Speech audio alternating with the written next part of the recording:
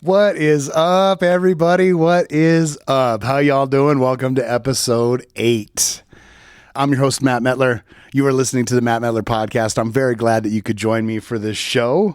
The opening thought for today's show is the eye is jealous of the finger because the finger wears the ring, but the finger does not know that it wears the ring.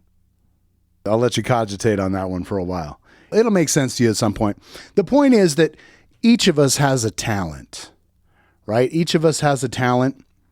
The person that I hang around with, she showed me this thing from Gabby Bernstein. It was talking about how, when you move from inspiration, it just feels amazing. I got to say that she's right, because doing these shows has been really pretty cool and amazing, and getting to speak my mind and getting to say the things that have been on my mind has been really liberating and therapeutic.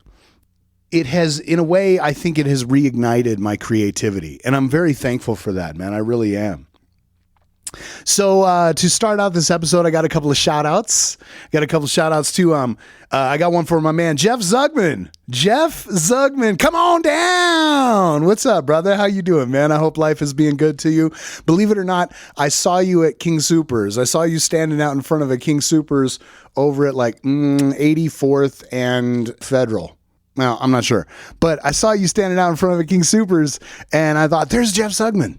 That's cool, man. I was glad to see you, actually. And then also, I would like to give a shout out to Scott Gaster for liking and supporting my show, man. Thank you, guys. Y'all kick ass, and I very much appreciate that. You also have excellent taste in podcasts, and I appreciate that too, man. I really do. I really enjoy recording these things for you guys, man. It's kind of weird. I never thought that I would find myself here. This is unusual because, well, I guess it's not unusual, because to me, this is sort of like a continuation of the radio. This is what the radio has metamorphosized into, is the podcast. Radio is not on demand, right? But podcasts are. So this is kind of like it's replaced the radio in some respect. Yeah. So thank you for joining me on my radio show. So today I wanted to tell you the story of where did my Spider 44 name come from?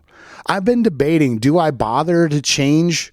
Do I bother to start putting these videos on the Matt Mettler channel, or do I just leave them on the Spider 44 channel? The story behind Spider 44 is, it used to be my gamer tag long, long ago when I play a Call of Duty, and even before that, SOCOM. My call sign was Spider 44. And the reason it was Spider is that in The Art of War, Sun Tzu talks about the fact that to kill a mosquito, you don't need a cannon.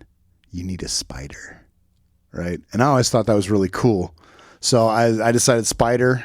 And then usually in the military, when you get your radio call signs, it will have some sort of number. So it'll be like Bravo 26 or, Foxtrot 15, or it just seemed right that it needed to have a number at the end of it. So 44 just sounded good.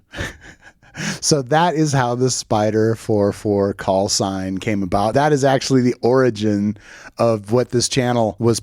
And originally back in the day, I was going to put up videos of me smoking people in SOCOM and in Call of Duty, right? I was going to make videos of me straight up. I was going to give lessons in how to work the game, but I never ended up actually doing any of those, man. So, yeah. That is the origin of the Spider 44 channel. There's a lot of news out today about YouTube and a whole lot of censorship going on. A whole lot of cry bullies are getting their way, and there's a whole lot of censorship going to take place here on YouTube in the very near future. It makes me very sad, honestly, because right as I'm getting on board YouTube, they're doing this huge purge of anyone that doesn't agree that everything is awesome. And I feel like that puts me right in their gun sights, right off the bat, for simply being opinionated. So that kind of sucks. But I'm just going to keep working, and I'm going to keep making these, and hopefully y'all keep listening to them, and hopefully my channel keeps growing. But I got to be honest, because it seems like the future for YouTube is, I almost feel like today was the beginning of the end. You can only squeeze on people so hard before they just decide, you know what, I'm going to take my talents and I'm going to go somewhere else, and I'm going to make videos somewhere else. And They act like they're the only game in town. And yes, I understand that they're the only big game in town and they're the only monetized game. But as more and more people leave, it just makes it more and more viable to go to other websites. It's the truth. So I'm going to keep doing what I do, and hopefully my channel keeps growing, and hopefully this keeps happening. So I wanted to talk briefly about some of my favorite YouTubers. I'm all over the place when it comes to YouTube.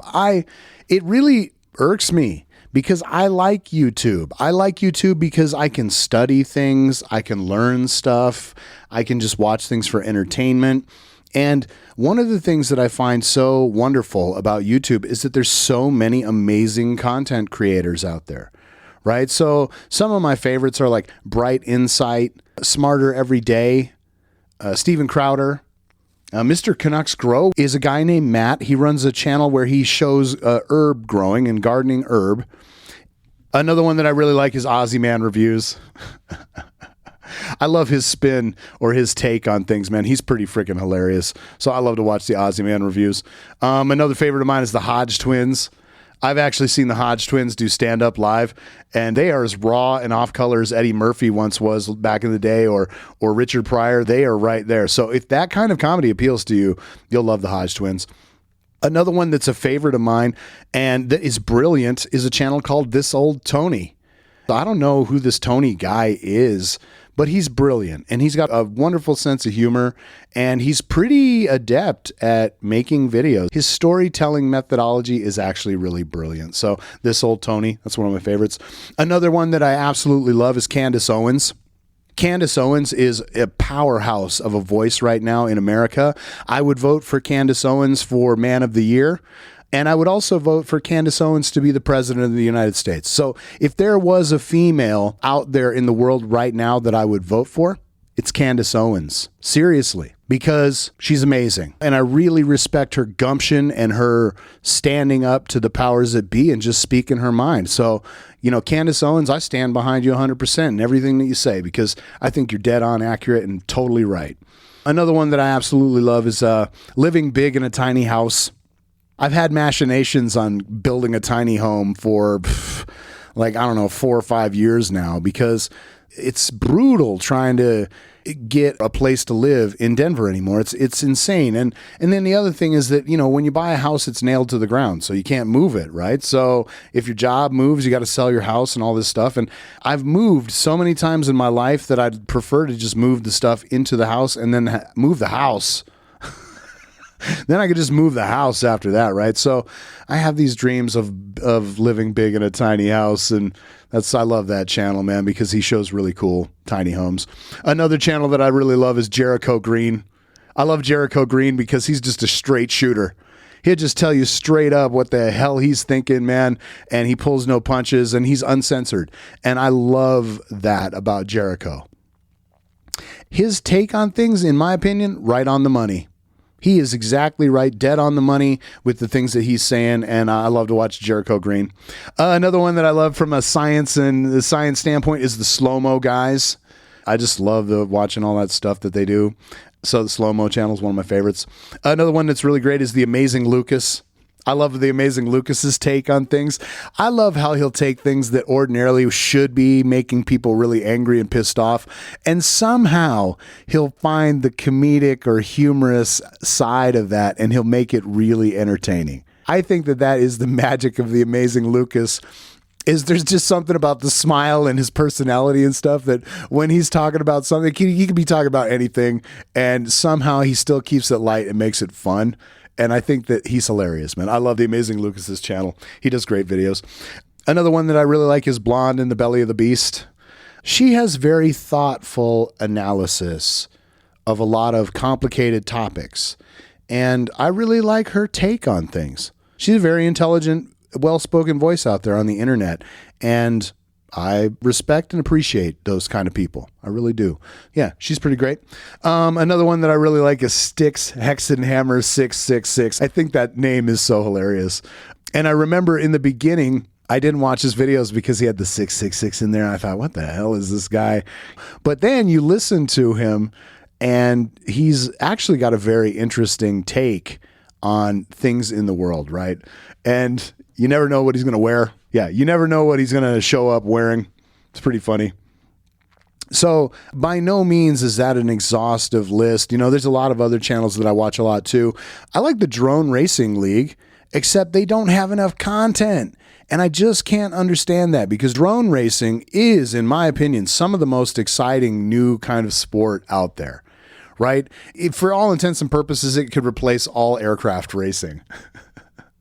Because it's really cool to watch them flying through these hallways at these stadiums, or flying through malls and parking garages and all this crazy stuff, right? It's a no-brainer to me that should be a huge sport, but it just seems like they can't create enough content, or they can't get enough traction or something like that.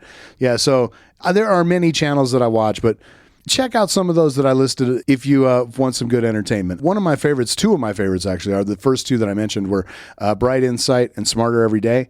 Destin over at Smarter Every Day makes amazing videos about science, and I'm all about that, right? So he's got one recently where he shows what happens when the tip of the whip breaks the speed of sound. It's brilliant stuff, people. Check that out. The other day, I had a funny little thought in my mind that if aliens showed up, I tend to believe that aliens haven't contacted us because we're so ridiculously, laughably primitive, even though we think we're pretty advanced. But if aliens showed up, the thing that might save humanity is music. Maybe even entertainment. Probably music, maybe entertainment. But the aliens would show up and they would hear our music, and they might decide that our planet could live. Although, I got to say, I'm not exactly sure which kind of music they would like. I tend to believe it would either be Skrillex, Daft Punk, or something old school. The aliens very well might have stumbled on our music, 50, 60, 70, 80, 100 years ago. Maybe they would be into the old joints because they were listening to the music as they approached the planet of Earth, right? Yeah. You get to hear a compressed timeline of all of American music. That'd be pretty cool, actually. My next topic of conversation is rules for the mosh pit. Now, when I used to be a sound man, and when I used to just go to concerts, every now and then I would get involved in a mosh pit. And I remember when I very first started going to concerts, I didn't want to get in the mosh pit because I didn't understand it. I didn't get what it was about. But then after a little while and a little weed, I decided that the mosh pit sounded like a lot of fun, man. And so what I discovered is that the mosh pit is a lot of fun. The mosh pit is a pretty amazing place because in the mosh pit, when you fall down, somebody will pick you up. In the street, when you fall down, they might just walk past you. So there's love in the mosh pit. Even though all those people look like they're fighting, in the mosh pit, there's love. There really is, right? And the real deal of the mosh pit, it is not a melee, it is not a fight, but it is energized pushing. Energized pushing, right?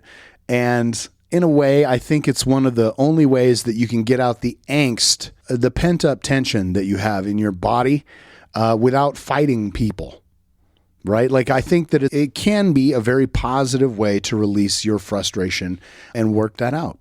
Because I know that after getting out of the mosh, it's very therapeutic, man. After you get out of the mosh, man, nothing bothers you at all. You're completely over it, right? There's something pretty cool about that. So, rules in the mosh pit, you don't need to punch people. People that punch people get kicked the F out of the place. And only douchebags do stuff like that, right? If somebody falls down, pick them up. When you fall down, somebody's going to pick you up, And when you fall down, get back up, man, because you don't want to stay down in the mosh. You want to get back up, right? So, I encourage anybody that's young enough and got the gumption, man, get in the mosh pit. Enjoy it. Bounce around off your friends. One of the roughest parts is when you get caught in a mosh. I was at a show one time and I was in the mosh pit. It was great. I was exhausted. I was dying to get out of the mosh, and people at the edge of the periphery would not let me get out. They kept pushing me back in, right? It was crazy. I was glad I was able to escape that mosh pit. But yeah, sometimes people don't, they just want to keep pushing you back in. So, sometimes you got to get out. My next thing that I wanted to talk about is one thing that has been super cool about doing this is that I feel like I found my voice. For my entire life, I have been quiet. For my entire life, I have lived and not said what is on my mind. And for my entire life, I have observed humanity, and I have a lot to say. I have a lot to say. I feel kind of like this in some way. This is my legacy, right? The things that I leave in this podcast, because none of us knows what tomorrow holds. You know, it's honest to God's truth. So in a way, this recording is my legacy to you all, right? To humanity. My next topic is the idea of being able to love the individual while hating the group. There are people in the world who are devoutly into things that I'm not into. And I don't like the groups that they are associated with. But at the same time, I'm smart enough to recognize that I can still care about and love the individual. You can love the individual and hate the group. And you can realize that the individual is entitled to believe what they believe. And in this particular example that I have in my mind, I'm thinking, you know, there's a lot of people in the world that are misguided. And that they're pretty certain they got a really good take on it, but I think they're misguided. I think they're punching in the wrong direction. For those people, it's like, try to keep in mind, love the individual, but hate that group that they stand for. And hate is such a harsh word, right? Dislike the group that they stand for. When I was thinking about that, it caused me to think about the fact that this is the problem with only getting two choices. You know, when you only get two choices, it's like asking us to choose between a turd sandwich and a shit popsicle. Which one would you rather eat? And the reality is they're both really shitty choices, but somehow when you only have two choices, you got to pick one. And this is the problem in American politics, right? Is that you only get two choices. And if both of them are not good, you have to pick the lesser of the two bad choices, right? That's what I'm going to say about that. On another note, completely different topic, completely different subject. I've moved. Everything is completely moved. And what I've determined is that I have entirely too much stuff. I have entirely too much crap, people. I'm going to be posting some of this stuff for sale. I'm going to be getting rid of a bunch of just stuff that's garbage, right? One of the best things about my new spot is the dumpster. One of the best things about my new spot is there's a big old dumpster right over here on the end of the building. I'm going to be getting rid of a bunch of stuff, that's for sure. In other news, I visited the Royal Gorge. When we went to Santa Fe on the way back up, after we hit Pueblo, we went over to the Royal Gorge. I had been to the Royal Gorge as a youngster, and it had changed a little bit, right? So here's a couple of things. Never was a place more ripe for some kiosks where you could serve yourself than the Royal Gorge, because that line was ridiculous. We got there and there was like a 40-minute line just to pay, just to get all the way in and pay. And the speed that they were moving at was ridiculous, right? It seems to me that you guys could lower the ticket prices if you could just work faster. And that was the other thing that was kind of a beef of mine, is it was $28 for an adult. You know, and it's just like, wow. I'm pretty sure the first time we went there, it was $7. And then I'm pretty sure the second time I went there, it was $13. Now it's $28. What kind of irks me is that actually sort of prices it out of the range of just regular people. See, one of the reasons that we went to the Royal Gorge when I was a kid was because it was a day trip in the car and it was inexpensive. But now if you want to take your family to see the Royal Gorge, it's going to be like $200. So it's pretty expensive compared to the old days. It is worth seeing at least once in your life, but I resent them for making it so overpriced. I got to say that. And the other thing that I didn't like is that they've completely maximized the tourist trap component of it to the greatest extent possible, right? It is now about seeing about how many dollars they could pull out of your wallet before you just won't go there. And then another big beef of mine was that it's a constitutional free zone. So even legally permitted carriers are not allowed to have their weapons at the site, which is completely bogus. Completely bogus to me that you can suspend the Constitution based on geographic proximity. I think that that's ridiculous, right? Yeah. Oh, and then last note about the Royal Gorge, I would begrudgingly recommend that you go there. Just for your own personal experience, it's pretty amazing. But the way that they've commercialized it and the way that they have taken advantage of visitors and stuff like that there, I just thought it was over the top with how commercialized it had become. It was really annoying, man. That's what I had to say about the Royal Gorge. The gal that I hang around with, she says that I have a way about me that gets people to talk to me. And sometimes people tell me funny things, man. Sometimes people just volunteer information to me that I wouldn't expect. So when we were cruising up from New Mexico and we were in Pueblo, we had stopped at a place and we had gotten something there. And the person that helped me said, "So are you staying at the hotel?" I was like, yeah, I'm staying at the hotel. And they're like, yeah, they charge $7 to locals to swim in their pool. And I was like, wow. She was clearly upset about the fact that the local hotel was charging exorbitant amounts of money to allow people to swim in their pool. And it was weird because I thought to myself, there's two angles to that, right? Because one, the pool is actually for hotel patrons. But at the same time, having a few people using the pool actually makes the pool look more inviting as long as it's not too many. And I was like, so I see the weird dichotomy there, because if you make the prices too low, then you're now running a municipal pool. And if you make them too high, then you're upsetting all the people, the locals, right? So I was like, that's a tough call. I initially thought she was justified in saying that was kind of messed up. But at the same time, I realized, it's a hotel. The pool is technically for the hotel customers, right? The fact that you can swim in it at all is kind of somewhat of a bonus. My next segment is about Bob Ross. I loved Bob Ross, man. I loved to watch him paint on PBS. And part of what I loved about him was just how calming and relaxing he was, right? I loved his voice. When he would be doing paintings, he'd be like, "We're just going to put a happy little tree right here. Yeah, just a beautiful little happy little tree right there, rising up into the sky. And over here on the side, I think we're going to have a little brook. I think we'll just do a little brook moving right through here. And you can make it however you want. You make your brook the way you want it to be. There is no wrong answer. Just, it's whatever you want it to be." And I loved all of that, man. Bob was in touch with his spirit, man. He was in touch with his soul. And I used to just love watching Bob Ross paint. I still love to watch Bob Ross paint, but it's something about his delivery style and his voice. I'm going to use a little thallium blue, a little titanium white. We're going to mix that together right here. Just a little bit like that. We use this in the sky. Get a little sky shade right there. And I just absolutely loved listening to Bob Ross paint. I hope you enjoyed that segment, because it brings a tear to my eye to impersonate him, because I loved listening to him so much. It really does.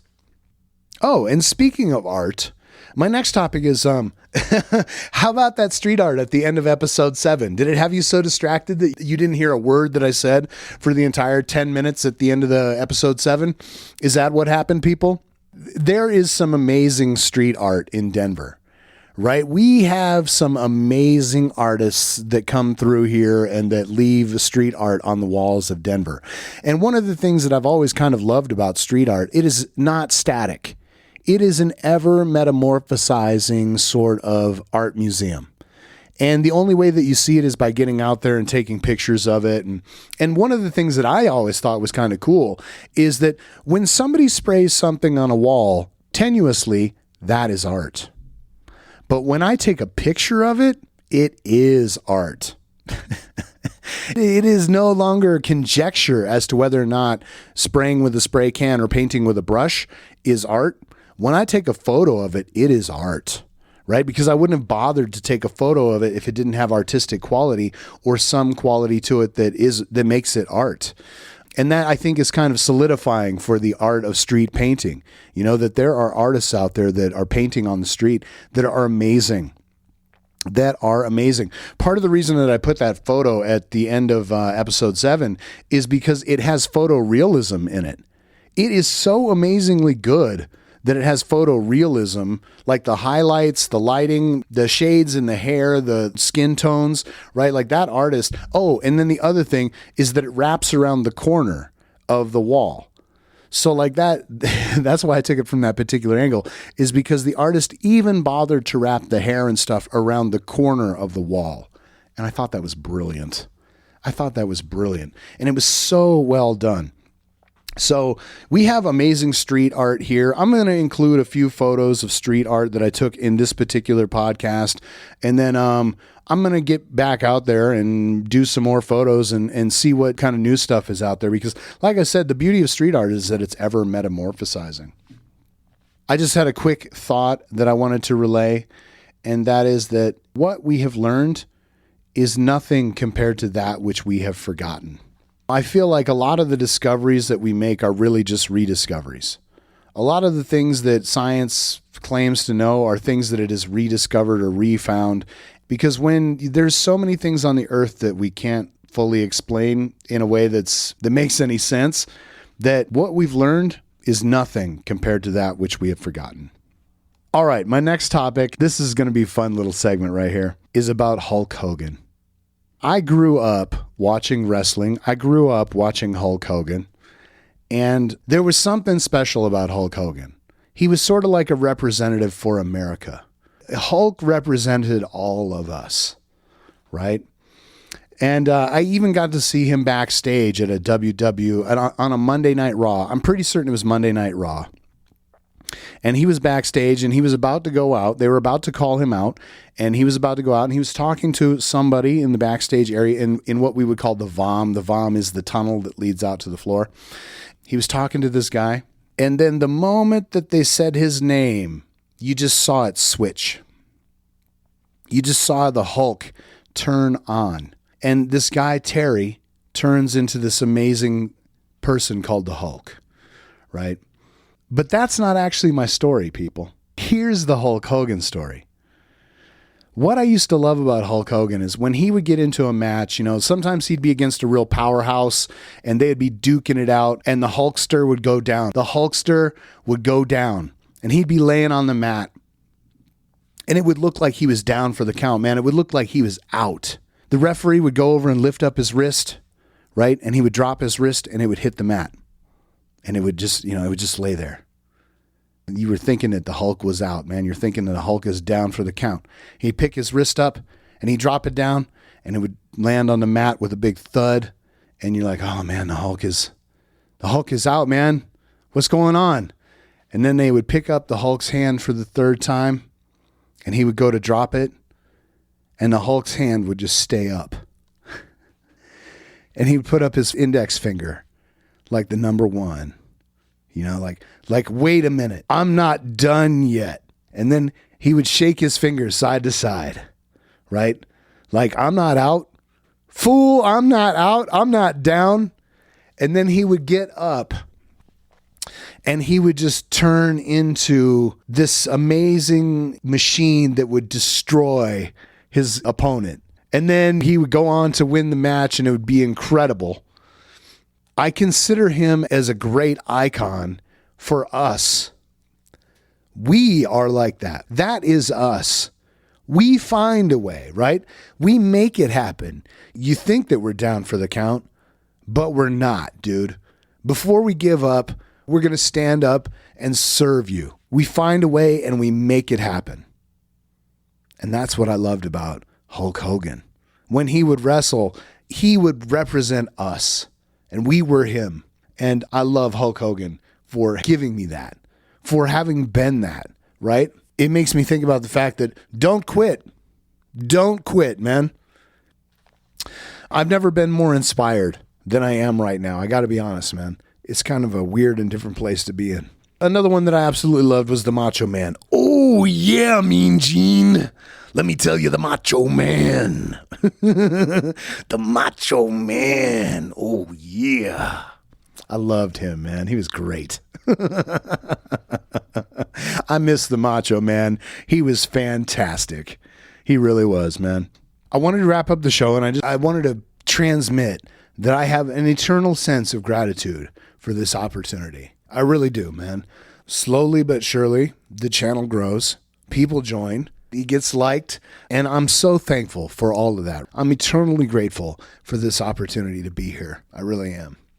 And I know that I'm just small now, but I'm drinking milk, and milk does a body good, people. So I'm going to grow up big and strong on the Matt Mettler podcast. Yeah, I'm going to grow up big and strong on the Matt Mettler podcast with your help. So please like, subscribe, share, tell your friends about it, and feel free to contact me, man. I'm fun, dude. You know, feel free to go to mattmettler.com and you have my contact information there.